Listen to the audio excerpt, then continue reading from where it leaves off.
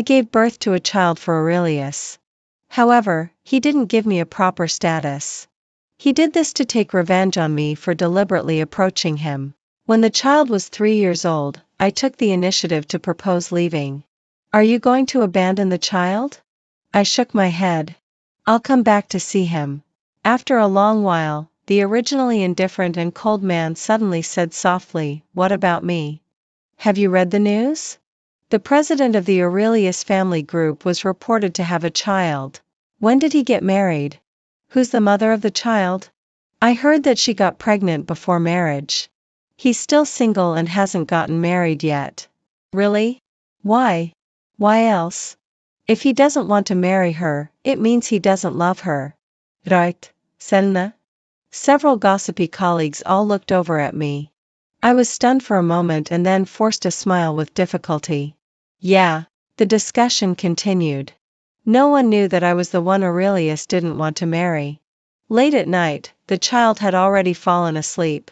The edge of the bed sank as Aurelius came back.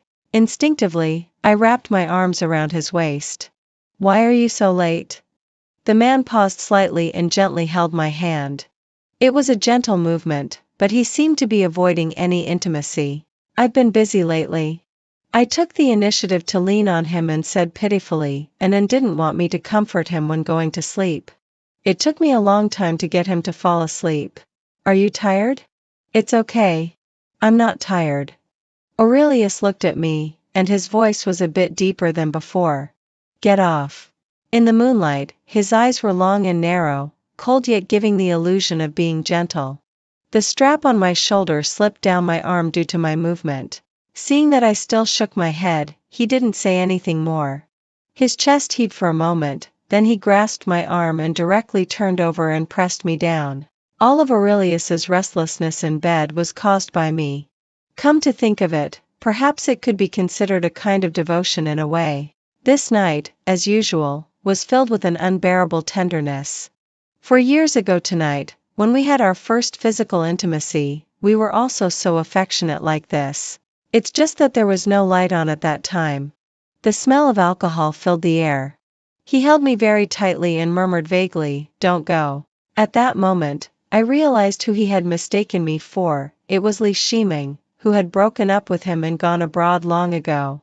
The strength around my waist increased, and I suddenly came to my senses. Aurelius's kiss landed on my collarbone. "What are you thinking about?" He seldom took the initiative to kiss me. When he was emotional, he would at most kiss my collarbone or by my ear. I gently closed my eyes. There were many things I wanted to say, and I wanted to ask him what our relationship was now. In the end, I could only call his name unsteadily, Aurelius. "Yeah. Who am I?" After a long while, Aurelius chuckled softly, his voice hoarse. "Celine, it seems you're really not tired." The moonlight was dim, and I let myself be carried away by the moment. I first met Aurelius during the summer vacation of my freshman year. My father was a middle or senior level employee in the Aurelius family group. That day, he took me to visit the Aurelius family as a guest. The adults were in the study, and I was bored, sitting in the living room in a daze. In the midst of the awkwardness, Aurelius came back from outside. The young man was wearing a black t-shirt, with a bit of his collarbone showing. His skin was fair and cold-toned, and the veins on his arms were slightly protruding. He was full of high spirits. The moonlight I saw when I was young was the brightest. To this day, I still don't understand why I fell in love with him. Perhaps the weather was just too nice that day. It was so nice that because of our father's relationship, I started having interactions with Aurelius. I watched Li Shiming bravely pursue him like this. I watched them be together, quarrel, break up, and then one day he got drunk. After a night of indulgence, he was silent for a long time, then lowered his head and apologized to me and asked me what I wanted. I was wrapped in the quilt, my mind blank. It was a consensual thing, and it could even be regarded as a one-night stand. Aurelius still gave me enough compensation later to ensure that I would have no worries about food and clothing for several lifetimes.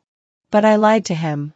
I couldn't tell whether I was too stupid, too paranoid, or just sick in the mind.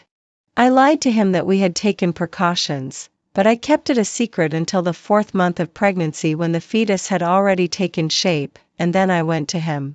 Couldn't Aurelius tell what I was thinking? He knew everything. I was a woman who didn't love him but wanted to climb up the social ladder for benefits.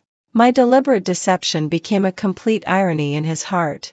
Now I was reaping what I had sown. I woke up late the next day and the side of the bed was cold. He was always like this. No matter how intimate we were at night, he would still leave silently at dawn. In the living room, Anand was building blocks alone. The little one was growing up day by day. He was almost 3 years old, and his eyebrows, eyes, and face shape were all like Aurelius's. They say love me, love my dog. I couldn't help but touch his head. The little one said in a childish voice, "Mommy, don't be naughty." This tone was probably learned from Aurelius. In the past, when he worked at home, I would always hook my arm around his neck, and Aurelius would also say helplessly, "Don't be naughty." After having something to eat casually, not long after I arrived at the company, there was a commotion in the corridor. Unexpectedly, I ran into Aurelius here. The man was dressed in a suit, tall with long legs, and had a tough brow bone. He was walking towards the conference room surrounded by his assistant and manager. Outside the long corridor, his gaze passed over me without stopping for a second, as if looking at a stranger. I lowered my eyes sadly and wondered if last night's intimacy was just a dream. The noise in the corridor disappeared. My colleague Shawam beside me sighed and said, "He's so handsome. I don't know which lucky girl got to be with him." The rumor about getting pregnant before marriage was still spreading widely, and she must be talking about the person on the hot search. However, it's quite pitiful for a woman to have no marriage. Pitiful? I had never felt pitiful for myself, and I had never regretted it either. It's just that people always want to achieve perfection in life. So I let myself fall into the abyss again and again, wondering how long I could endure this kind of life. I mocked myself and said softly, maybe it's a case of one willing to fight and the other willing to endure. Towards evening, a message popped up on my phone, downstairs. Tomorrow was New Year's Day, and people on the street were in a hurry. Over the years, I had already learned to avoid the important and focus on the trivial, ignoring his indifference.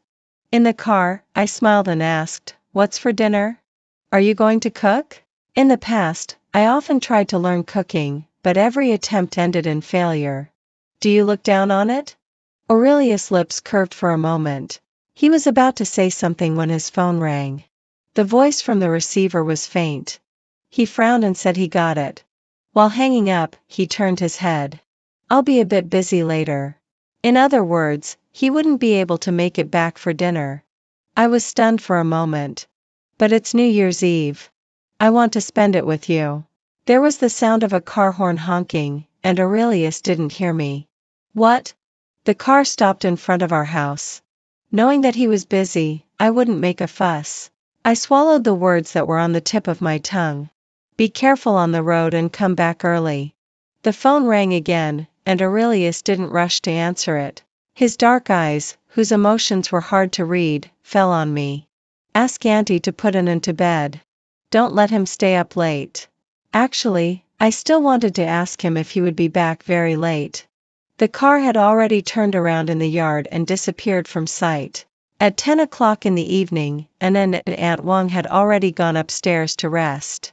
There were people setting off fireworks outside the house. I watched silently. To be honest, it would be a lie to say that I wasn't disappointed. I didn't rush to go to bed. An indescribable sense of uneasiness welled up. It wasn't until my phone lit up. It was a photo sent by my best friend. The sound of firecrackers in my ears was distant yet clear. All my senses were focused on the cold screen. The background of the photo was in a hospital. Aurelius had his suit jacket hanging on his arm, and the girl beside him had her arm in a bandage. One was tall and the other was short, like a romantic scene in a movie, which made the corners of my eyes uncontrollably moist. So what he said about being busy was that he went to accompany Li Shiming. The door opened just as the clock struck 12. When Aurelius saw me, a trace of tiredness was obviously visible in his eyes for a moment. "Why aren't you asleep yet?" I didn't know when my knees had gone numb from sitting. I slowly stood up. I thought you weren't coming back. Aurelius pulled at his tie and said casually, where else would I go if I didn't come back? The atmosphere was too normal, and there was no chance for me to question him about what was on my mind. In fact, I didn't even have the right to question him. The dinner in front of me had already gone cold. Aurelius glanced at it. Did you make it? I shook my head. Maybe I should have pretended not to care as I used to, but that person happened to be Li Shiming. It just so happened that I knew Aurelius had loved her before. The feeling of loss gnawed at my nerves densely. After holding back for a while, I still couldn't help asking, what were you busy with? Li Shiming had a car accident. I went to see her. He had always been frank and didn't even want to lie to me. I hadn't heard the name Li Shiming from his mouth for a long time. It was like a hook, pulling open the hidden feelings that I had been carefully hiding, cruelly reminding me that it was through her that I got involved in all this entanglement. Did it have to be you? Aurelius paused slightly when pouring water. She doesn't have many friends in China. I had heard that Li Shiming grew up in an orphanage and had a strong personality. When she graduated, she had the opportunity to study abroad, so she directly broke up with Aurelius. After coming back after a few years, her friends would indeed become estranged. At this moment, listening to the man's fairly patient explanation, I didn't feel any better. My fingertips were clenched until they turned slightly white. I was still so vulnerable that I lost my composure just because of a name. Aurelius. I looked up at him and said in a low voice, if I hadn't lied to you back then, would you have loved? Aurelius put down the cup neither too gently nor too heavily and interrupted me. Don't you remember? You chose this path. There was a cold silence in his eyes. I had seen this look before. On the day when I took the pregnancy test report to him. In the top floor office, it was so quiet that you could hear a pin drop. All you could hear was the sound of breathing. Aurelius looked down for a moment and then said with a teasing smile, Celine, was it really necessary? He said, was it worth all this trouble? Yeah, was it really necessary? At the crossroads of life, I chose the most extreme path and even disrupted Aurelius's life. Now I had the nerve to ask him if he would love me. No one said anything in front of me. There was crying from the children's room upstairs. It disappeared after a while. Presumably, Auntie had gone to take care of it. I wiped the corners of my eyes in a flustered manner. I'll sleep with Anand tonight. As I turned around, Aurelius suddenly grasped my wrist and pinned me against the table. He hadn't eaten dinner, and he seemed inexplicably irritable. Why are you making a fuss? Just because of this?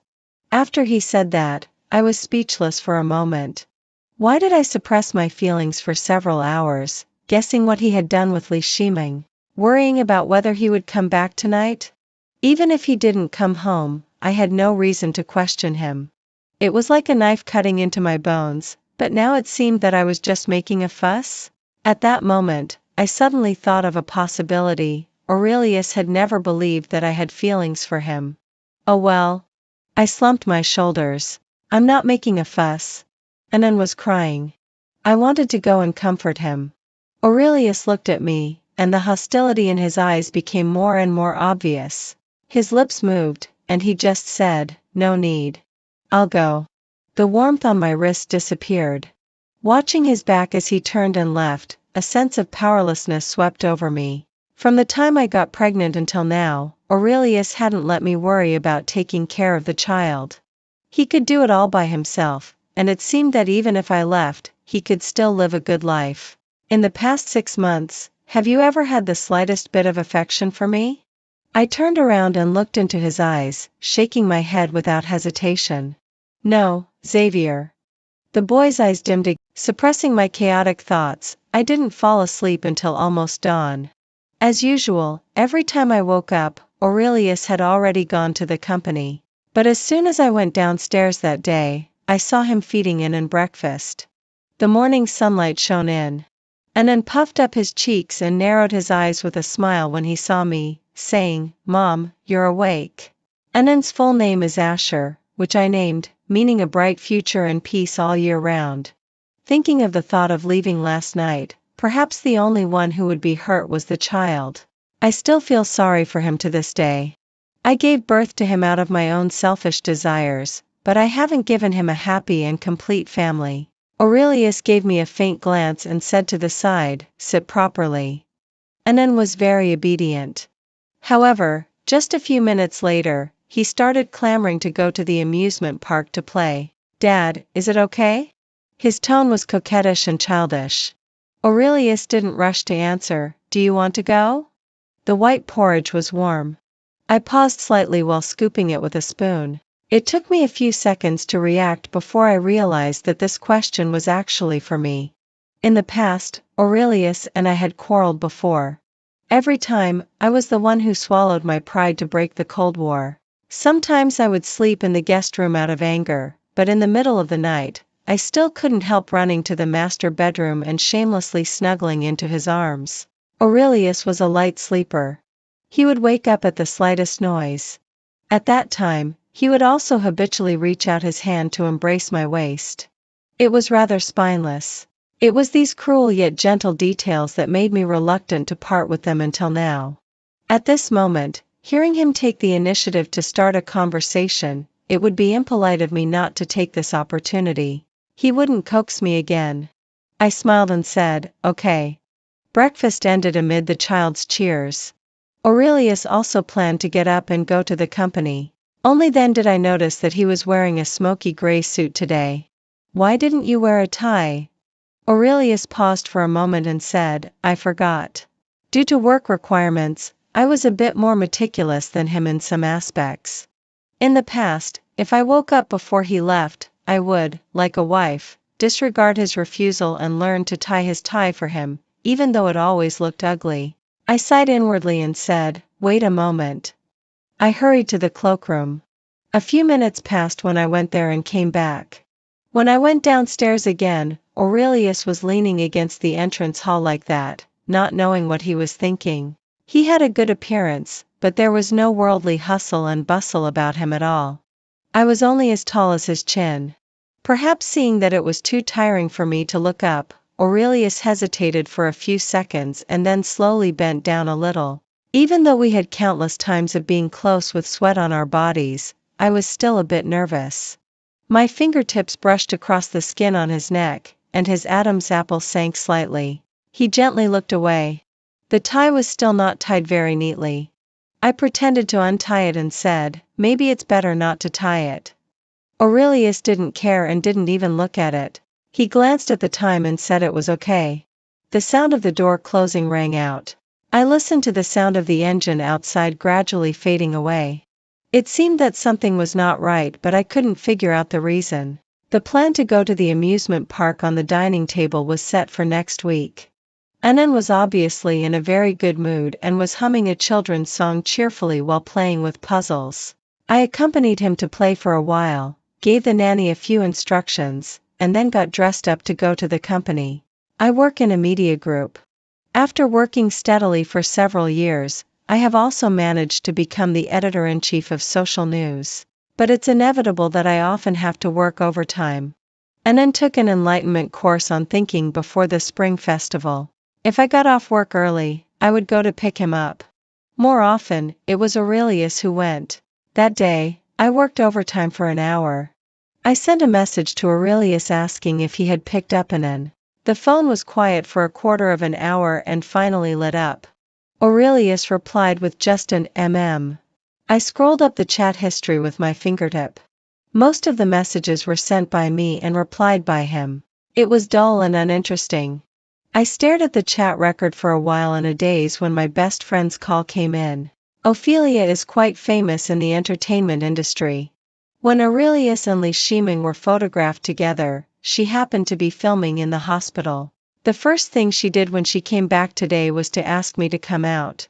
I had already guessed what she was going to say. Drinking coffee at this time. You won't be able to sleep at night, I said with a smile. Ophelia threw her bag aside and said, "That's just right. I can take the time to figure out how your mind has gone wrong all these years. Li Shiming returned to China last month. Don't tell me you just found out recently." I didn't say anything. Ophelia looked at me and sighed for no reason. Celine, loving someone isn't like this. Have you ever thought about what you would do if they got back together? Giving birth to a child for him and finally having no proper status. Is it worth it? She asked if it was worth it. Aurelius asked if it was necessary. At this moment, I suddenly felt that I didn't even know myself. There's no curse more twisted than love. If I use being young and ignorant as an excuse for all this, wouldn't it be too superficial? Ophelia, we've already come this far. If that day really comes, I can only accept it. Yes, we've already come this far. But is this the result you want with your desperate persistence? As soon as she finished speaking, my mobile phone rang. I thought it was Aurelius, but it turned out to be my immediate superior. There was a meeting today. The director mentioned that an employee would be selected and transferred to the headquarters. I didn't express my opinion at that time. The woman's voice on the phone was persuasive. There's a lot of room for promotion at the headquarters. After thinking about it, I think you're very suitable for this opportunity. Would you like to consider it? The sky was getting dark. The moonlight was hidden behind the clouds. Through the glass window, under the street lamp in the distance, a familiar figure was standing there. Li Shiming was smiling and teasing the child in Aurelius's arms. I don't know what she said, but Anand shyly turned his head and hugged his father's neck. At that moment, for some reason, I felt that a family of 3 should be like this. Ophelia's words, "Is this the result you want with your desperate persistence?" kept repeating in my mind. Is this the result I want? Is it too late to admit that I've done something wrong now? Perhaps I shouldn't have ignored my friend's dissuasion and resolutely decided to keep the child in my belly. Perhaps I shouldn't have left the light off that night. I shouldn't have peeked like a thief at the smile on his face when he looked at Li Shiming. And finally, I shouldn't have been so paranoid as to want to possess him. I always thought that even if I hit a dead end, there would always be a glimmer of hope. I didn't expect that in this world, some feelings wouldn't even give me a moment of pity or a way out. Celine? Are you listening? The receiver kept calling me. I came back to my senses. There was no one under the street lamp over there. I blinked my dry eyes and said, "Okay, I'll consider it." "Okay. I'll have dinner with some business partners later. You can come too and get to know some people by the way." Ophelia had an announcement to make later, so we said goodbye at the crossroads. Before leaving, she said that I should think it over carefully by myself. In this huge city, the neon lights were shining lonely, and the sounds of car horns were intertwined. Letting the wind blow past my ears, I finally pulled myself together and headed for the place where we were going to have dinner. On the way, I received a message from Aurelius. "Are you back?" I pursed my lips and typed, "I'm busy tonight." After a while, I added, "Have you got home?" This time, he replied quickly, I'll have a social engagement later." Actually, both he and I were quite busy with work and wouldn't deliberately ask about each other's schedules. The car had already arrived at the destination. When I walked into the restaurant, there were men and women sitting at the table. I chatted with the director for a while.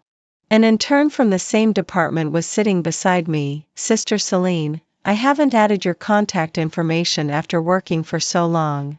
I understood what he meant. As always, I was friendly and said, "You can scan my QR code." The mobile phones moved up and down, accompanied by a ding sound. A message popped up at the top. "Aurelius, where are you?" Before I could react, the door of the private room was pushed open. The man appeared in front of me like this. The screen of the mobile phone in his palm hadn't gone dark yet. Since Aurelius took over the Aurelius family business, the company's profits had been rising steadily. His ability was obvious to all, and his status in the circle was naturally quite high. In this kind of occasion, he was even more silent. He gave me a light glance and took a seat opposite me. Laughter and flattery continued. "Sister Celine, I've added you. Remember to approve it," the intern said in a voice neither too loud nor too small. I smiled sheepishly and nodded. Out of the corner of my eye, I felt a gaze sweeping over me again. There were not only business partners present but also leaders from the headquarters. The director had drunk a lot and pulled me to toast together. Mr. Wang, regarding this personnel transfer, please take good care of our people here. The man named Mr. Wang smiled and said, sure. He looked at me and said, I heard that Editor-in-Chief Celine isn't married yet. Do you have a boyfriend now? I paused for a moment and subconsciously looked at the opposite side. Aurelius was listening to the people beside him with his eyes lowered. It seemed that everything here had nothing to do with him. The director heard this and preemptively answered for me, not yet. But our editor-in-chief Celine is quite popular in the company and has many suitors. Mr. Wang cheerfully joked that he could tell and said, coincidentally, there are quite a few excellent single young men around me. Maybe we can arrange a blind date. Celine, can I be the matchmaker? I blinked slowly.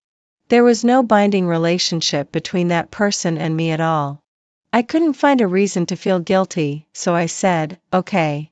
During the whole meal, I felt like an outsider. I kept my head down and didn't have any eye contact with Aurelius again. Finally, when the dinner was over, I deliberately waited until everyone had left before leaving. After drinking some wine, I shivered all over when the cold wind blew.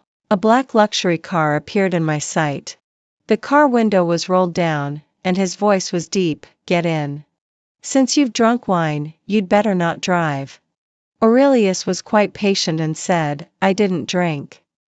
Even Mr. Wang was persuaded to drink a few more glasses by several business partners at that time. But since Aurelius didn't drink, it was understandable that no one dared to persuade him. If the dinner just now was noisy and unrestrained, now there was only silence and depression in the car. For the first time, I didn't take the initiative to break the silence. In this way, we both had our own thoughts and arrived home all the way. The effect of the alcohol kicked in. I opened the bedroom door and just wanted to rest. As soon as my body touched the bed, I was pulled over. The cold and sharp breath filled my senses. I raised my hand to press against his chest and said, no, I'm tired. Aurelius's eyes were pitch black. He grasped my wrist and pushed it above my head, saying, don't move. He seldom said such straightforward words on this kind of occasion. It wasn't until I felt his fierce strength that I guessed that this man seemed to be angry. But what was he angry about? I frowned and struggled, but I was afraid of waking up the child sleeping in the next room, so I didn't dare to make a loud noise. It hurts. Aurelius finally stopped. He propped his hands beside my ears. With the night light on, his eyebrows were slightly furrowed, and his gaze was like a falling rain curtain. I had never been able to resist him. I would lose even just by looking into his eyes. Trying to avoid his gaze, he suddenly pinched my face, lowered his head, and kissed me. Our lips intertwined, gently rubbing and deepening the kiss, and it became more and more intense. Amid the complicated emotions, I was sober for a moment at a certain time. I was at a loss and let his kisses leave wet marks. Then I fell into the tide again. The next day was the weekend and also the day we promised Anand to go to the amusement park. I didn't wake up until almost noon. There was a glass of water on the bedside table, still steaming. Aurelius hadn't left long ago. After slowly washing up, when I opened the door, I saw a big one and a small one, facing off in the corridor. Aurelius squatted down and touched Anand's head, saying, let Mom sleep a little longer. We'll go to play tomorrow. Anand frowned, unhappy in his heart, but he didn't show it. Was Mom tired last night? This time, Aurelius was left speechless. I couldn't help smiling. The slight noise interrupted the conversation between the father and son. Anand excitedly ran over and said, Mom, we're waiting for you to go to the amusement park. Before setting off, we had lunch at home. Midway through, Auntie came over and chatted with her grandson for a while. Since Aurelius and I weren't married, I had always called her Auntie. Although she asked me to change my way of addressing her, I always felt a bit guilty and didn't do it. The door of the study was closed tightly, so I didn't go to disturb them. Instead, I patiently helped Anand put on some sunscreen. I used to be curious about what they talked about. I remembered once when I was standing outside the study with a cup of tea in my hand. The door was slightly ajar and I heard Auntie say, when do you plan to marry Celine? It's okay if the child is too young to understand, but the girl can't even hold her head up in front of others. I forgot how I managed to leave without showing any emotion at that time. I couldn't blame anyone. Just as he said, this path was chosen by me. Now that I think about it, I feel a sense of relief instead. The director called again and asked me how I was thinking about it. I held my mobile phone and gently traced the cheek of the child in front of me with my fingertips. I felt that it was time.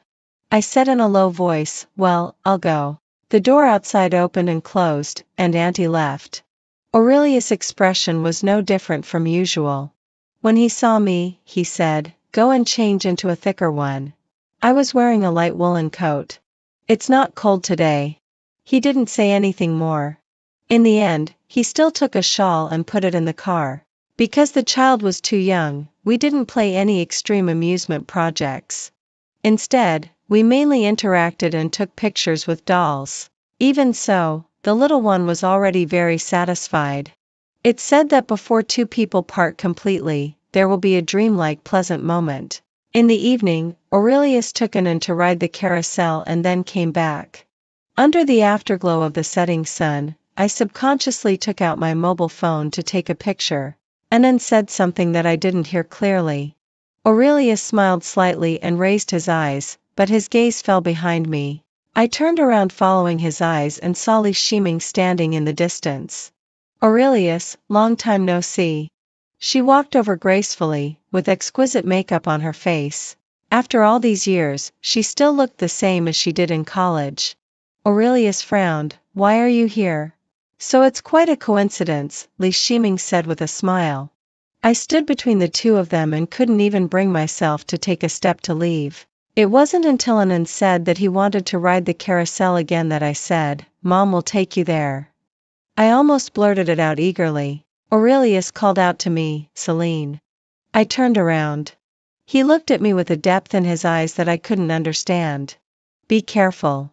Annan pulled me towards the carousel, and I nodded silently. Watching the two of them walk away, Aurelius then withdrew his gaze. "On purpose?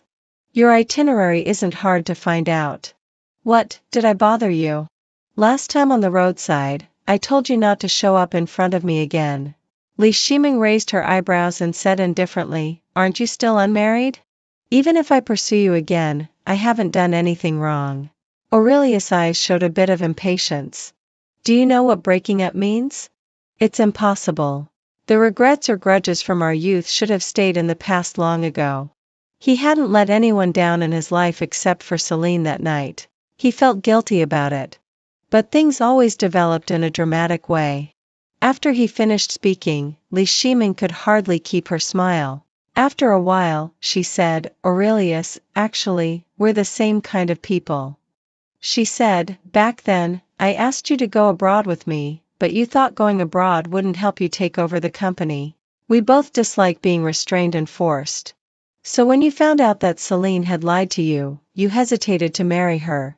Were you unable to get over the hurdle in your heart, or were you waiting for me to come back?" Aurelius had been about to leave. Hearing this, he paused slightly and turned his head with his thin lips slightly parted. At that moment, Li Shiming's face froze. It was a quarter of an hour later when Aurelius came to find me. I was sensible enough not to ask anything. Annan was also tired and didn't continue strolling around. On the way back, he suddenly asked, "What do you want for your birthday next month?" Because of the red light, he stopped the car, as if waiting for an answer. In previous years on my birthday, he would also ask like this. I would always say softly that anything would be okay. Now I calmly turned my head and looked aimlessly at the light rain outside the window. I wanted to say that I didn't want anything, but what came out of my mouth was still, "Anything is okay." In the following few days, the application for job transfer was approved. I was busy finishing and handing over the work at hand and often worked overtime. Once, the department held a temporary meeting, which took up some time. When Aurelius called, the meeting had just ended. After saying a few words to my colleagues beside me, I walked to the end of the corridor to answer the phone. "When will you get off work?" he asked. The floor wasn't high, and there was a floor-to-ceiling window in front of me. Looking down at the busy traffic outside, I was silent for a moment and then said, "It might be very late." There was the sound of wind in the receiver, and his voice came slowly like grains of sand. "I'll come to pick you up." "No, you take good care of Anan." Someone called me from behind, so I hurriedly said a few more words and hung up, then turned around to get back to work. The cold wind was biting. No one knew that there was a figure leaning against the car body downstairs, staring at the turned-off screen in a daze. 3 days later, Aurelius was going on a business trip to Germany. Last night, I was also working overtime, but it was the last time. Finally, all the work was settled. His flight was in the morning, and I got up early to see him off. Aurelius put on his coat and, thinking of something, lifted his eyelids to look at me. "I'll bring you a gift when I come back." Anan heard it and hugged his calf, looking up. "I want one too. Daddy, give me a hug. Come back early to play with me." Aurelius smiled helplessly and bent down to respond to the little one's coquetry. "Okay, be good. Daddy should also give Mommy a hug." I stood beside them. Hearing this, I subconsciously wanted to find a reason to change the topic. But then he leaned over and kissed the corner of my mouth. "You be good too." I couldn't tell if it was out of tenderness or just playing the part of an affectionate couple in front of the child. For some reason, I instinctively thought it was the latter. Until Aurelius left, my mind was full of the warmth of the moment when he leaned over. That day, after I sent Anan to class, I turned around at the intersection and went back to my parents' house. Because I got pregnant willfully that year, my father had been so angry that he didn't talk to me. When he saw Aurelius, he didn't have a good look on his face either. However, having worked for the Aurelius family for half of his life, the older generation of the Aurelius family had already regarded my parents as their own relatives. At afternoon tea, my father still didn't talk to me and went straight to the study. My mother smiled to ease the tension. Men care about their face. "He knew you liked the desserts from this store, so he brought them back specially this morning." I nodded gently. Looking at the beautifully decorated packaging box, I suddenly felt a bit teary-eyed. "Mom, if I said I wanted to break up with Aurelius, would you scold me?" Those scenes from years ago when I had heated arguments with my parents because I wanted to keep the child were still vivid in my mind. As parents, would they think I was being childish now? My mother seemed to have guessed that this day would come. The smile on her lips didn't change. There are some things that no one can persuade you about. Only when you experience them yourself will you know to turn back. Mom won't blame you. I can only say that you and Aurelius don't have that kind of fate. During these 3 years, I hadn't had any sense of security. The repressed emotions in my heart seemed to find an outlet at this moment. I thought I would always cry bitterly for that person, but I just shed tears so restrainedly. "Mom, I don't know why I've become like this. Some people say that only those who grow up lonely and lacking love will be desperate for love when they grow up. But clearly, I'm not like that. Clearly, I grew up with my parents' love. Why did I become so paranoid for one person?" My sobs were faint. My mother gently patted my back and wiped my tears for me. "Okay, you look like a little cat with your face all smeared with tears. There's nothing wrong with loving someone. Besides, our Celine is much braver than many people. Mom should praise you instead." That day, in front of my family, I seemed to turn back into a child who could cry and make mistakes and then admit them without any scruples. Before I knew it, it was time to pick Anan up from class. Before leaving, I said that I had decided to work in the neighboring city. My mother showed full support. "Tell your father about it, or his bad temper will flare up again and he'll blame you." In the study, my father looked at the documents coldly and still didn't say a word. Just when I had waited for a long time and was about to sigh and turn around, he raised his eyes. "Come back for the spring festival." I smiled with teary eyes and said okay. On the way back home in the evening, I bought a new toy for Anan. The little one had a great time playing with it and finally fell asleep. I went back to the empty master bedroom. That night, I hardly slept at all. Like this, I spent 2 or 3 days packing my clothes while spending more time with Anan. Finally, on an afternoon at the end of January, I kissed the child's cheek. Mom is also going on a business trip. Eat well at home, okay? Anand was playing with the new building blocks. I know, Mom. You also eat well. The child didn't understand the meaning of separation at all. I watched him for a while longer before leaving. The precious gifts given by that person and the bank card he gave me out of guilt at the beginning, I left them all in the big house. I didn't lose out. In this life, having a cute and sensible child was enough for me. I had been hesitating whether to contact Aurelius or not, but unexpectedly, he contacted me first. What are you busy with? Nothing much. I asked, is there anything? It was very quiet on his end. There was still the sound of a door closing. He probably just got back to the hotel from a dinner party. Aurelius said, you didn't call me. I thought something had happened to you. In the past, when this person was on a business trip, I would always take in to make video or voice calls to him. I even had the nerve to ask if there were other women around him. Of course, these seemingly sweet scenes disappeared without a trace as I became more and more worried about gains and losses day by day. I took a deep breath and found my voice again. I've been transferred to work in City Z. This sentence fell lightly, and what followed was a long silence. He should have guessed something, but he still asked, when will you come back? I think I'll settle down there. My tone was fairly calm. Aurelius seemed to hear something funny. What do you mean? I stared at the scenery passing by outside the car window of Aurelius. Actually, I should say sorry to you. I couldn't remember exactly what I was sorry for.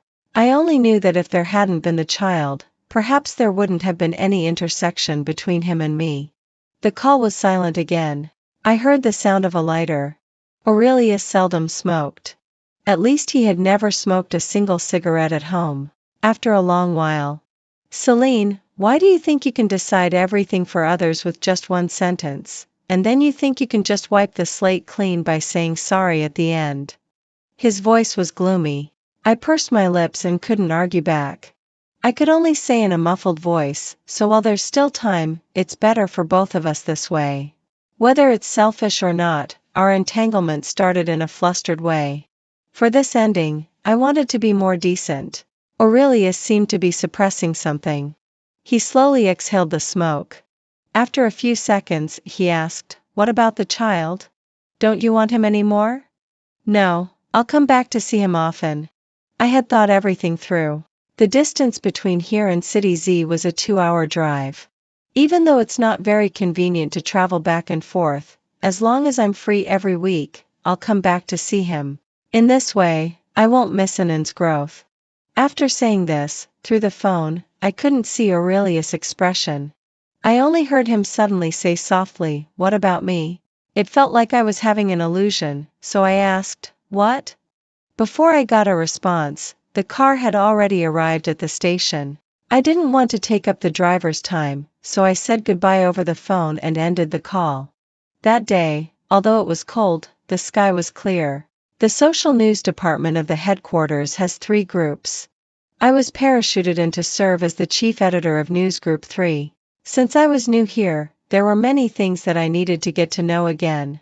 The working atmosphere wasn't as relaxed as that in the branch office either, but I would get used to it over time. Fortunately, I got to know several colleagues and we could have pleasant conversations. One of them was named Theodore. I heard that he had some connections. His father sent him here to experience the hardships of working because he was idle and did nothing all day. However, he seemed to enjoy it.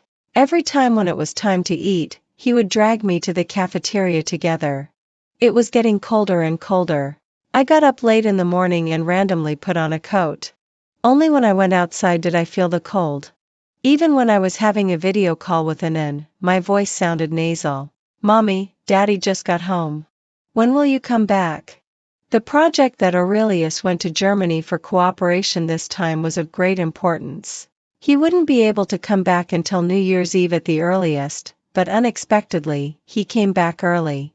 The man took my mobile phone. He was still wearing a suit.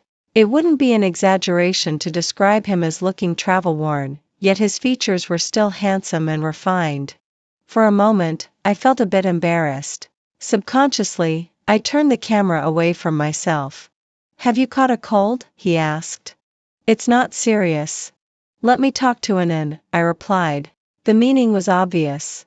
Aurelius held the phone and looked at the screen, which only showed the background of the room. After a moment of silence, he still handed the phone to the child. Anan looked innocent. Mommy, come back quickly, he whispered. Daddy is so scary. I couldn't help but smile. I was about to say something when everything went black in front of my eyes. When I woke up, I was already in the hospital. Theodore finally let out a sigh of relief. Editor-in-Chief Celine, fortunately, you fainted in the office and were discovered in time. Otherwise, the consequences would have been unimaginable. He was exaggerating. I moved my body a little. Thank you. Don't mention it. By the way, you're anemic and you don't eat on time. You don't take your health seriously at all. I was stunned for a moment. Perhaps when I was with Anan before, I had regular meals. Now that I'm alone, I eat casually. It was the first time that I realized I was anemic. The door of the ward wasn't closed.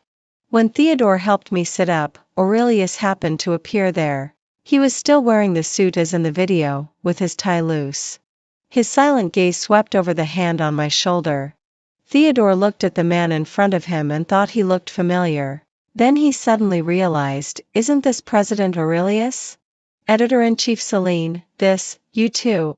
When I first arrived at the headquarters, many colleagues from different departments asked me if I was married. I didn't want to pretend anymore and directly said that I had a child. Now that Theodore knew Aurelius, everything became clear. Aurelius seemed not to hear what he was saying and walked closer. Are you feeling better? The other person's aura was too cold. Theodore touched the back of his neck and said, you two talk. I'll leave in a hurry. Then he left quickly. Only the two of us were left in the room, and it became so quiet that only the sound of breathing could be heard. I casually asked, why are you here? Aurelius flipped through my medical record. I was worried. I didn't understand. Didn't Anan want to come with you? It's too late. He has to go to school tomorrow. Oh. Silence fell again. I still had an intravenous drip in my hand. I let him transfer me to a VIP ward. The man didn't seem to have any intention of leaving. Or rather, he wanted to stay in the hospital to accompany me for the night. You can go back. I don't need you here. Aurelius put a glass of water beside me. That person is okay, right? Which person?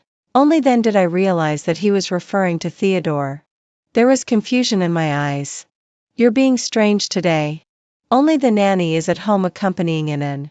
You? Someone knocked on the door of the ward, interrupting our conversation. The assistant brought some documents and a notebook. Aurelius should be very busy with work. He took them and turned to me. It's okay. I asked Mom to take care of him tonight. All the reasons for me to refuse were blocked. I secretly kept silent. Late at night, under the light of a bedside lamp, I heard the faint sound of typing on the keyboard. I tossed and turned and couldn't fall asleep. I had never thought of cutting off contact with Aurelius. After all, we had a child. However, under this seemingly open and aboveboard situation, I never expected that this person would take the initiative to appear in front of me. Probably sensing my gaze, Aurelius put down the notebook and came over to touch my forehead. Are you not feeling well? I shook my head and avoided his touch. After hesitating for a moment, I said, is it like when you went to the hospital to see Li Shimeng? After saying that, I was stunned. Why did I bring up the old thing again? It's different. Aurelius sat beside me and said slowly, the company also had something to deal with that day. After finishing it, I only met her in the corridor of the hospital. He had never said these words at that time. He let me guess and left me at a loss in my speculations. I subconsciously smiled and sighed. Aurelius, being with someone like you is really tiring. Aurelius didn't say anything. Sleepiness hit me. I turned over again. In a half-awake and half-asleep state, I heard him say, I'll change. The next day, I went through the discharge procedures. I didn't go home but went directly to the company. Aurelius sent me to downstairs of the company. I had been thinking all the way. Finally, after the car stopped steadily, I made everything clear. In the future, if it's not about the child, we'd better not meet each other. Without waiting for his answer, I opened the door and got out of the car. Perhaps I would never forget him in my life, nor would I forget that experience, nor that brave love when I put all my eggs in one basket.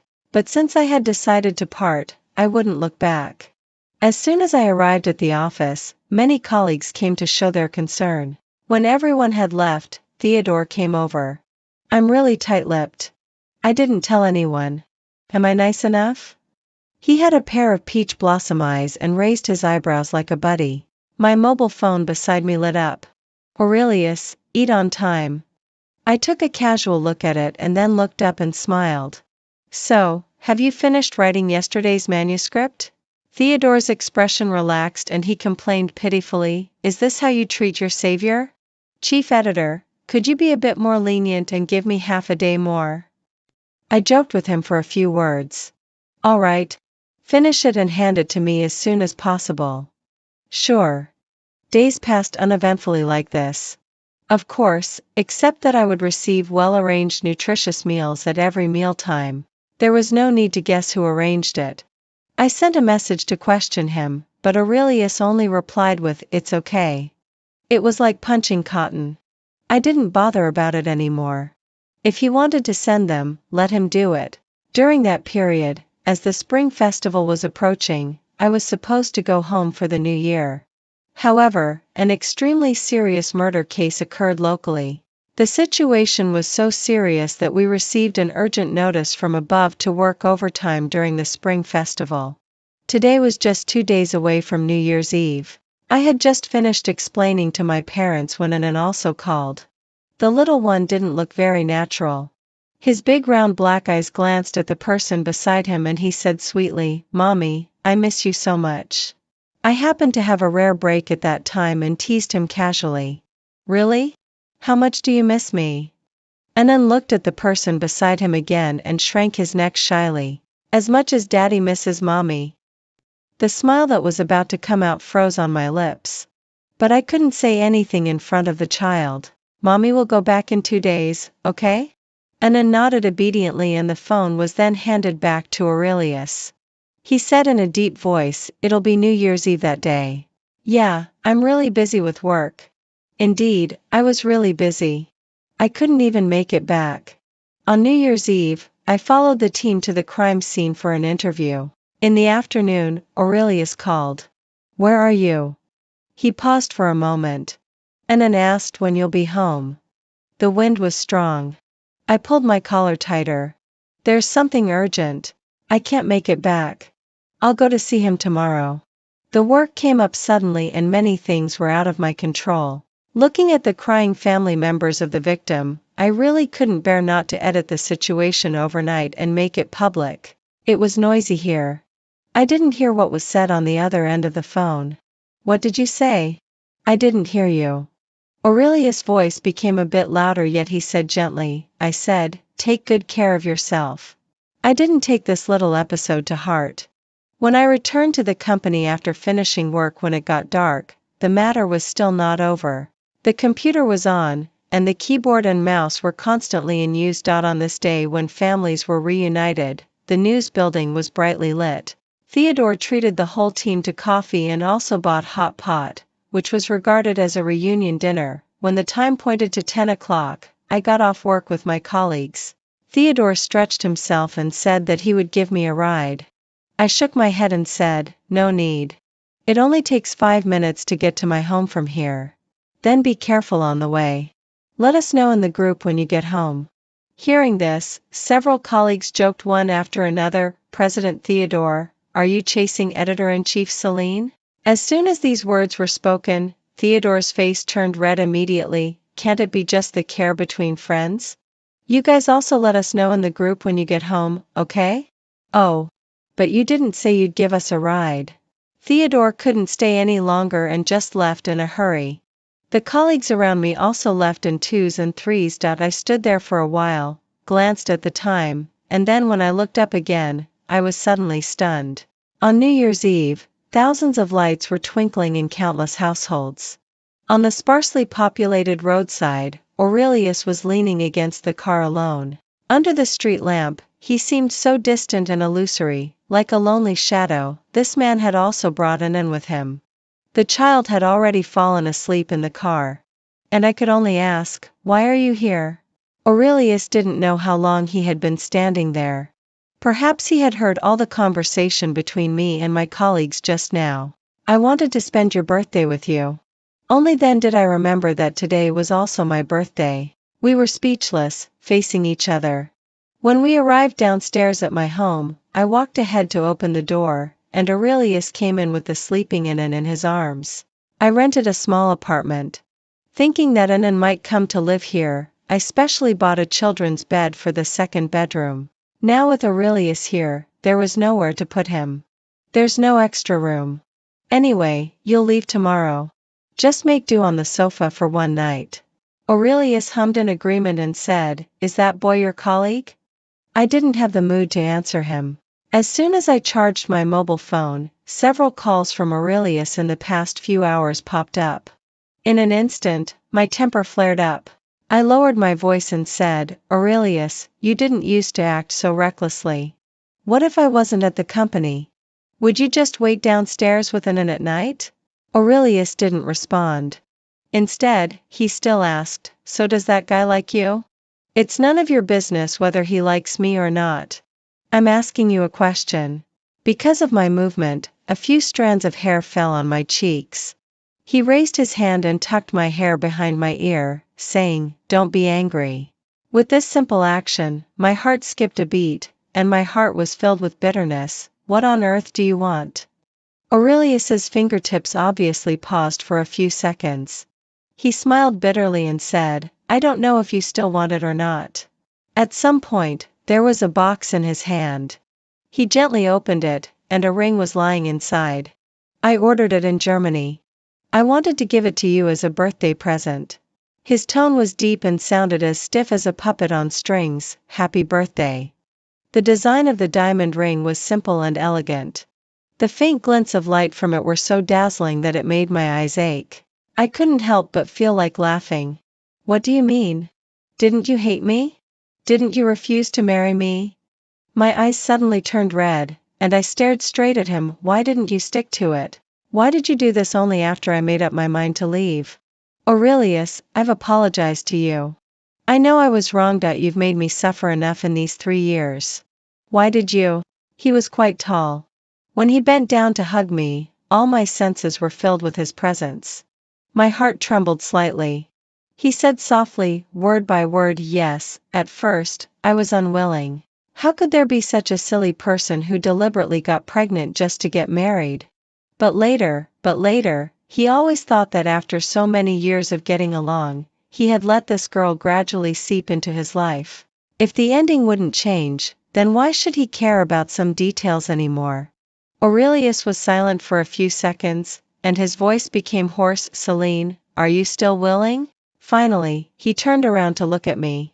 But those lonely and hard days were like a lingering shadow of fear. I never wanted to experience them again. Fireworks flashed in the dark night outside the house, followed by the sound of firecrackers. A new year had come. I looked away and said, "I just want to accompany Annan to grow up. As for the rest, forget it." Neither of us slept well that night. Before leaving, the gradually dimming light in the man's eyes was still vivid in my mind. I buried my head in the quilt and finally fell asleep with difficulty. On the first day of the Lunar New Year, I was woken up by Annan's laughter outside the house. Breakfast was laid on the table. Since I couldn't cook and sometimes the nanny wasn't around, Aurelius would cook by himself. Presumably, his cooking skills had gradually improved. "Mom, congratulations on getting rich." Annan had changed into new clothes and hugged me with his whole arm. I smiled sleepily and went back to the room to take out a red envelope for him. "You're so sweet." Aurelius pulled out a chair. There was no longer the gloom on his face from last night. "Come and have breakfast first." I sat at the table with Annan in my arms, and a red envelope was also handed to me. Annan clapped his hands happily. "Mom has a red envelope just like me." I glanced at the man and said, "No need. I'm not a child anymore." Aurelius smiled slightly and said, "Who says you're not?" He explained, "It's for good luck. Just take it." I didn't say anything more. Later, on the way to Taken to my grandmother's house, I kept chatting with my son to amuse him. Aurelius didn't mind. It was just that before I got out of the car, he couldn't help but hold my wrist. "Celine, I was serious about what I said last night." My fingertips subconsciously clenched for a moment. After a while, I said, "I was serious too." The old lady was naturally happy to see her grandson. In this way, the whole spring festival ended in a lively atmosphere. I deliberately chose a time when Aurelius went to the company and sent an into his villa. It was not until I returned to my apartment in City Z that I saw the ring on the coffee table. Aurelius hadn't taken it away. I picked it up and looked at it for a while. Finally, I put it in a hidden drawer. During that period of time, meals were still delivered to the company on time. Aurelius often brought the child to find me. It was as funny as if he was coming to take his runaway wife home. I saw all this, and I couldn't describe how I felt in my heart. The only good thing was that it saved me the trouble of running back and forth, and I could often see in and dot my best friend Ophelia also had some small troubles during this period. It all started from the casting of a TV series. Originally, she was supposed to play the female lead, but she was replaced by a star with powerful backstage resources. Her fans were in an uproar, and everyone thought that this was a done deal. But Aurelius secretly gave her a helping hand. Needless to say, it was obvious whose face he was doing it for. For this reason, Ophelia specifically came to ask me, "What's going on between you two? Is Aurelius crazy?" I couldn't help laughing when I heard this. "Nothing's going on. This role was originally yours. He probably just couldn't stand it. Do you believe what you just said yourself?" Aurelius hated the affairs in the entertainment industry the most. Once, a female star, in order to get on the hot search, was photographed coming out of the same hotel as him. At that time, I had just given birth to an not long ago. When I heard this rumor, I ignored him for several days. But later, the truth was revealed. That female star had deliberately inquired about his schedule and pretended to come out of the same hotel with him. As a result, she was directly blocked. That night, I took the initiative to hug him again. Aurelius just smiled and said, "No more tantrums?" Suddenly remembering these memories that should have faded away in the past, I felt even more irritable. Now, because of Ophelia's matter, the rumors on the internet were still spreading, and people even started to guess the relationship between her and Aurelius. This made Ophelia directly use her official account to post on Weibo to explain, "Thanks for asking, but please don't mention me. President Aurelius is busy chasing the mother of his child while crying bitterly." With just this one sentence, it directly dominated the hot search list. Looking at this exaggerated and bold statement, I just felt speechless. One thing at a time. I still called Aurelius. After thinking for a long time, I said sincerely, "Ophelia didn't mean that." Aurelius chuckled for a moment on the phone. "What she said is also right." With this confusing sentence, I suppressed the fluctuations in my mood and said, "Goodbye. I'll come to see you tomorrow." Thinking that he would bring his son with him, I hummed in agreement and hung up. Unfortunately, the next day, at my doorstep, I only saw him alone. "Where's Anan?" Aurelius slowly straightened up and said, "He has new toys and doesn't want to come."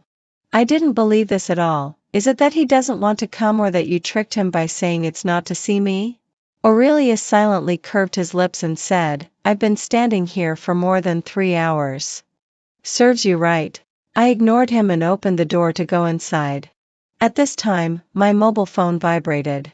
Theodore in the group was calling for us to have midnight snacks together. I agreed.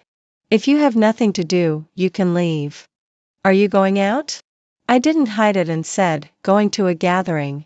He looked at my hand typing on the phone and emotions flashed in his eyes. "I'll give you a ride." "No need. It's okay. I deserve it."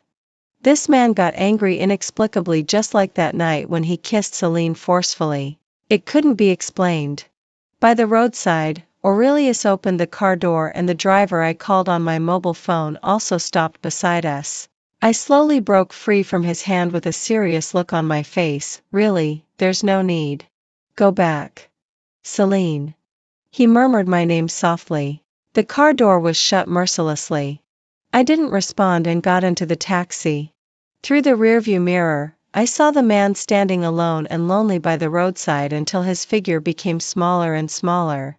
My heart wasn't as calm as it seemed on the surface. My mind was in a mess. I also drank a few more glasses at the dinner gathering. Theodore knew about my relationship with Aurelius. He carefully walked over with a wine bottle in his hand and asked, "Sister, have you made up with President Aurelius?" He was actually the same age as me. Because he liked to be lazy at work, he often acted coquettishly and called me sister, asking me to postpone the submission time. Now I was kind of used to it. My head was dizzy. I shook my head vigorously and said, "Nothing of the sort." I don't know why, but suddenly I thought of what Aurelius said, "I deserve it." Is it true that people are born incomplete and spend their whole lives looking for the missing part? Some people make the wrong choice, some people make the right one, and there are still some people who are so foolish as to want to turn the wrong one into the right one. I forgot how many more glasses of wine I drank after that. I only remembered the wind in my ears and remembered Theodore awkwardly saying, "Isn't this the ex-husband? Why is he standing by the roadside?" "No, sister, what should I call the father of your child?" The liquor spilled onto the bedding. I didn't open my eyes all along. Feeling uncomfortable, I hiccuped from the alcohol. Then my body was lifted up, and someone was feeding me water. For a moment, my thoughts went blank. When I came to my senses again, I was mumbling, "Theodore. Don't shake. Come? Drink." The hand that was gently wiping my face suddenly stopped. For a long time. I was almost falling asleep when I heard a suppressed low voice, "Yeah, drink." I tried hard to open my eyes, but all I could see was a blurry shadow. So I gave up and finally fell asleep. I had many dreams that night, but when I woke up, I couldn't remember what exactly I had dreamed about. The door was opened. Aurelius looked like he hadn't slept all night. There was a bit of tiredness under his eyes. He handed me the hangover tea and asked, "Are you still feeling uncomfortable?" With a hangover, all my nerves were slow to react. My palms were warm, and for a moment, I didn't know what to say. "It was you last night." Aurelius looked down at me and said, "Who else did you think it was?" I didn't answer and calmly brought the cup to my lips. "You should go back. Anna needs you." All kinds of emotions filled his eyes, but in the end, he suppressed them all. Aurelius looked away and said, "I'll accompany you to have something to eat." When he left, I finally relaxed and rubbed my temples. I couldn't believe I had slept until the afternoon. Even though I had a memory lapse, I could still remember some scenes. I silently lowered my head and couldn't help staring blankly at the cup in my hand. That was probably the most peaceful meal that Aurelius and I had together since we separated. "I have a meeting in the afternoon." I didn't take it seriously and said, "Go ahead." Aurelius wanted to ask something, but in the end, it all turned into helplessness. Maybe it was what I deserved, kicking away the ladder after crossing the river? Hearing these words, I thought of last night again. "I didn't ask you to take care of me." Just then, my mobile phone rang. I glanced at the note and walked to the balcony to answer the call. Theodore also drank too much last night. He accidentally fell when going up the steps at home. Now he was lying in the hospital with a cast on. "As an exchange, since I took you to the hospital last time, don't you think you should come to see me this time?" Hearing his aggrieved tone, I thought about it and realized he was right. "Okay, I'll come right away." When I came back, the dining table had been tidied up. Aurelius saw me pick up my bag and asked, "Are you going out again?" I hummed in response, "A friend is injured and in the hospital." "Is it Theodore? Are you going to accompany him?" I didn't like his tone. "Yeah, he's alone." I was just about to open the door. My wrist was pulled over, and my back was pressed against the door panel. I looked up and met the man's eyes that no longer hid his emotions. "What about me?" His voice was cold and low, as if he was talking to himself. Aurelius held my hand, and all his emotions were no longer concealed. I also want you to accompany me. Maybe because he hadn't slept all night, his eyes were slightly bloodshot. Then he tentatively asked, could you please not go? His hoarse voice hit my heart, and for a moment, I felt my throat choked up and my eyes became red. Aurelius, you're just not used to me not being in your life now. It's just reluctance. Aurelius shook his head and interrupted me, no. The strength in his hand tightened and then relaxed. He said, Celine, I can't live without you. That's why he minded when she exchanged contact information with other men, minded when she agreed to go on a blind date, and minded when other men sent her home. All these things, through cause and effect along the way, and at this moment, he didn't even have the right to ask her to stay. The man's gaze was downcast. I didn't know what he was thinking. I couldn't stay any longer, so I pushed him away directly, looking overly calm.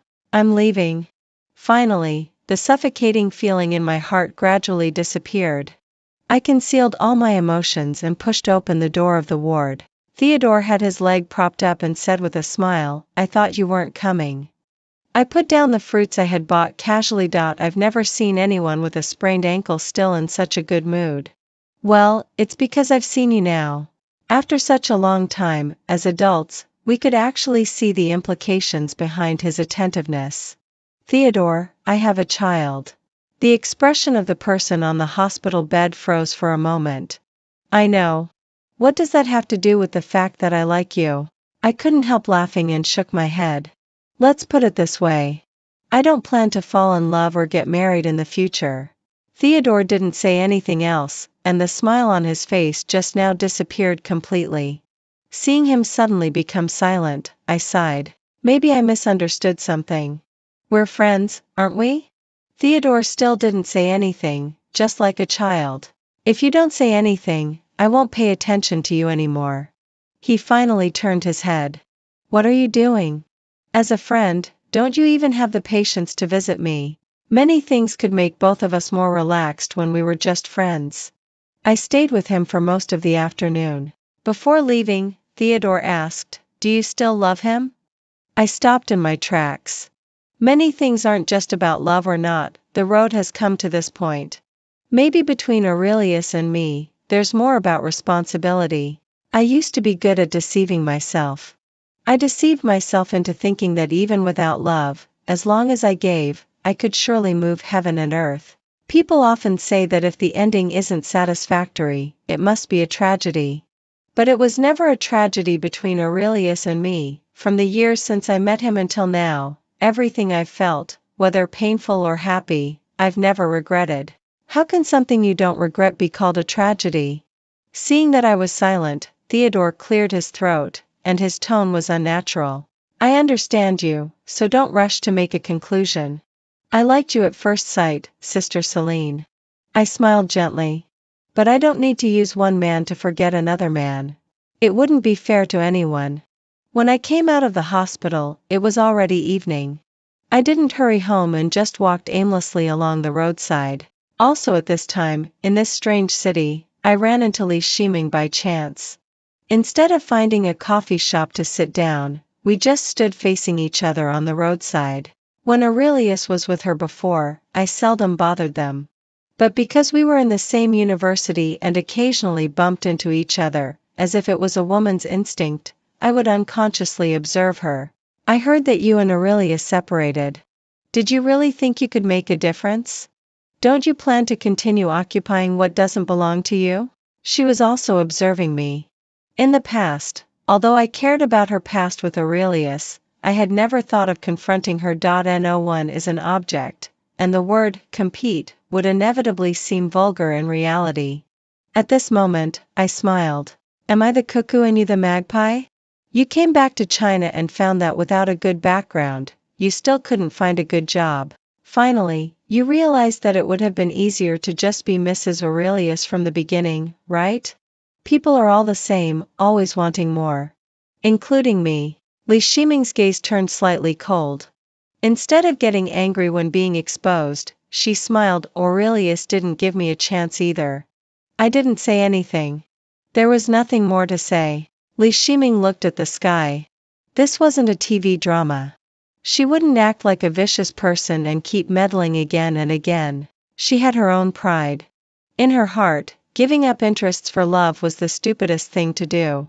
Maybe she just went with the flow. In this era, love and interests are always bundled together, forgetting that there are still people who live just for the purest love. Celine, actually, I quite admire you. Do you know the reason why he rejected me? Winter has passed and spring has come, the sun and the moon alternate, and now it's already early summer.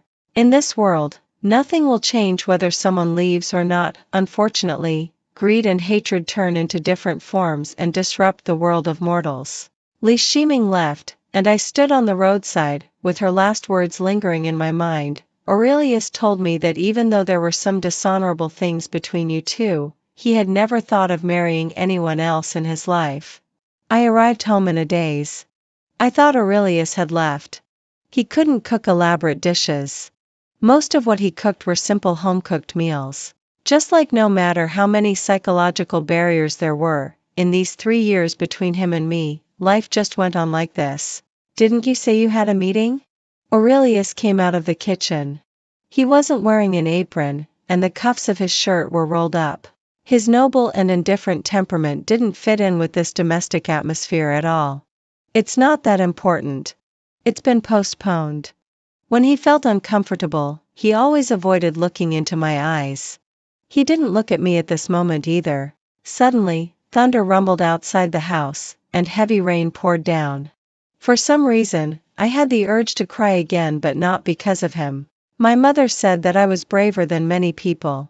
So I bravely decided on someone, disregarding worldly opinions and throwing myself into it wholeheartedly. Later, I bravely pulled away and wouldn't let my emotions be affected by this person anymore. Now I was crying for my own barely noticeable wavering under this resolute decision. My tears were wiped away. Aurelius rubbed my cheek and said, "Don't cry. I didn't plan to stay. I'll leave in a while." I let him misunderstand and glanced out of the window. It's raining heavily. Leave tomorrow. Aurelius hung his hands down and his Adam's apple moved. Okay. The living room wasn't big and the sofa wasn't spacious either. It wouldn't be comfortable to sleep on. Maybe he hardly slept every time. That night I laid a floor mat in the bedroom and threw a quilt on it. I didn't talk to him all along, and Aurelius also lay down quietly. Neither of us fell asleep. What happened? He asked. Nothing. Since I came back I seemed to be in a bad mood. He probably guessed that I had been wronged outside. Did that man bully you? Aurelius turned over. Even though I couldn't see his face, I could tell that his eyes were cold. I couldn't help laughing. No, go to sleep. Aurelius finally fell silent. All I could hear was the pattering rain hitting the windowsill. I looked soberly at the dark night and his voice reached my ears again. Celine, if you want to be with someone else, I can't stop you, he said in a deep voice. But, before that, could you please give me one more chance? His tone was almost pleading. But this game wasn't just about him. It was like a deadlock and I was also at fault. Yet he was the one saying to give him one more chance. I didn't know how to react. Even my clear mind became confused. Life is too long. I don't know. I didn't know how many times I needed to be brave to make my life worthwhile. Aurelius hummed in response. Life is long. I'll wait for you slowly. My life got back on track again. Running around everywhere for the truth. Still busy, still fulfilled. Over the years, Aurelius had protected my private life very well. One day, I don't know which female star on the internet was rumored to be Anand's mother. The Aurelius family group also promptly issued a clarification notice. I just glanced at this kind of baseless rumor. However, I received a message from Aurelius. As if he was afraid that I hadn't seen it, he specially sent me the picture of that notice. I replied with just, With work at hand, I thought I would forget about it, but I was distracted several times. Later during that period, I often went home exhausted. Sometimes Aurelius would wait for me in the car with Anand. Sometimes the father and son would wait downstairs, and sometimes the two of them would stand in front of the apartment door waiting for me. Once, I got home more than an hour late after working overtime. I couldn't help saying, I'll go back on the weekend. Why did you rush over here? I was busy writing a news article that day and didn't have time to go with them. Aurelius sent me a few photos of the child. I asked, do you always do what the child says? It's so tiring to come and go like this. I wanted to. He smiled at me and his gaze was as gentle as when we first met. Hearing these words, I unconsciously paused for a moment. I remembered that he went on a business trip to Hong Kong last week and took Annan to Disneyland by the way. I was busy writing a news article that day and didn't have time to go with them. Aurelius sent me a few photos of the child. I asked him if it was fun and if Annan was happy. He only replied with a few words, I missed you very much. At this moment, Aurelius was also used to my lack of response. He wasn't the kind of person who liked to say sweet words. He was even a bit dull. After settling the child down, he just followed behind me and asked, have you had dinner? Yes. After saying that, I accidentally bumped my leg against the corner of the table and my body tilted to one side for a moment. Aurelius held my waist to help me stand firmly. Instinctively, I grasped his collar with my hand, leaving wrinkles on it. Thank you. However, Aurelius didn't let go of me. He helped me sit down and gently rubbed my calf. Are you hurt? He knelt on one knee, looked up at me, and his eyes were bright. He really had a pair of eyes that looked gentle to everyone. At the same time, the door of the inner room was opened. Annan rubbed his sleepy eyes. Daddy, I'm hungry. Is Mommy back? That night, Aurelius cooked noodles, watching Annan eating with great relish. I also took a few bites. The atmosphere was strangely warm. Annan's eyes wandered around and he hugged my arm. Mommy. I hummed in response and wiped his mouth for him. What's the matter? The little one smiled slyly. When can Daddy take you home?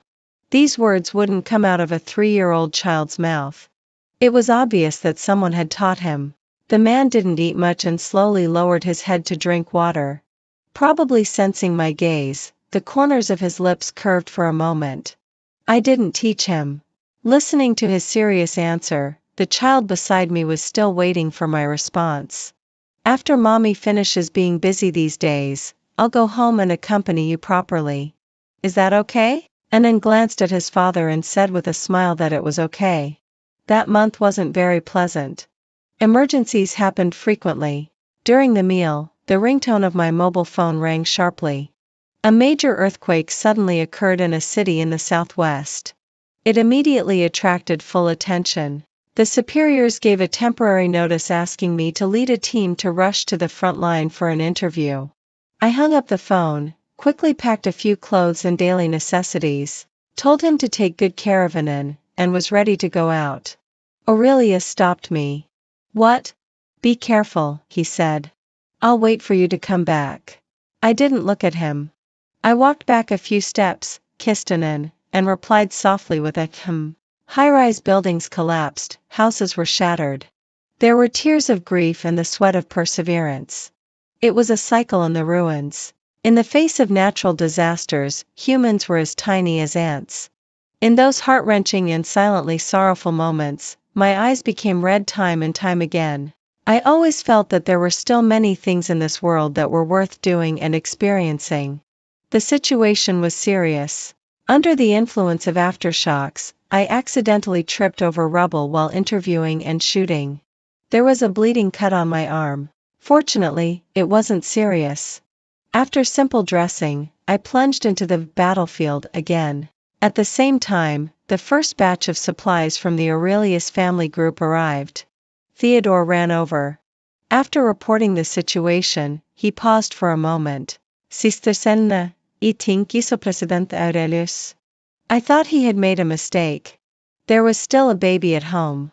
How could that person appear here? It wasn't until I finished interviewing the armed police commander and looked up that I met a pair of impatient eyes. Aurelius wasn't wearing a suit. He was wearing a white shirt that was stained with dust. He walked over quickly and glanced at my injured arm. It's okay as long as you're fine.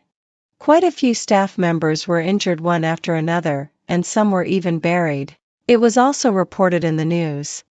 I didn't know what kind of mood he was in when he arrived here. For a moment, my nose felt sour and I said coldly, "Come with me." When we arrived at the temporarily set up rescue station, I found an unoccupied corner and stood there. "Do you know what you're doing?" Aurelius looked down at me. "Don't be angry. I sent Anand home. He's fine." During these past few nights, my nerves had been on high alert all the time and I lost my temper. "It's dangerous everywhere here. What if something happened, Aurelius? Have you thought about Anand?" The corners of my eyes became redder as I spoke. Aurelius tightened his fingertips. After a while, he said, "Celine, Anand is our child." The sky was gloomy and it started to rain, making the scene look even more desolate and chaotic. "But you're more important."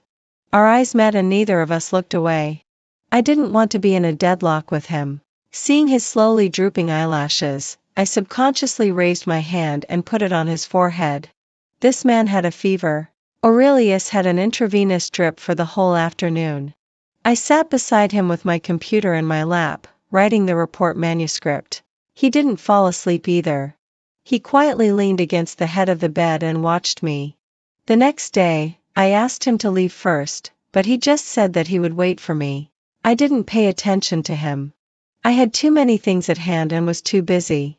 Finally, a week later, the headquarters asked me to take the materials and photos back to the company. After this incident, everyone in the company knew that Aurelius had come to find me on purpose.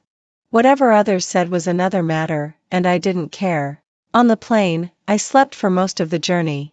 When I woke up, there was a blanket covering me. "Sleep a little more. We haven't arrived yet." He leaned over and pulled the blanket up a bit. In my eyes, there was only his handsome profile. To this day, I still can't figure out why I fell in love with this person back then. I turned to look out of the window. The layers of clouds overlapped and there wasn't a single ray of light visible. Is loving someone like going through a tribulation? No matter how much you struggle, fate has already made arrangements long ago. All you can do is accept it. After returning to City Z, I went to the company first and then fulfilled my promise to go home and accompany the child. Anand liked to play some puzzle-like educational toys very much, but that day he was listless. "Mommy, did you and Daddy quarrel?" I paused for a moment. "No." "Yes, you did.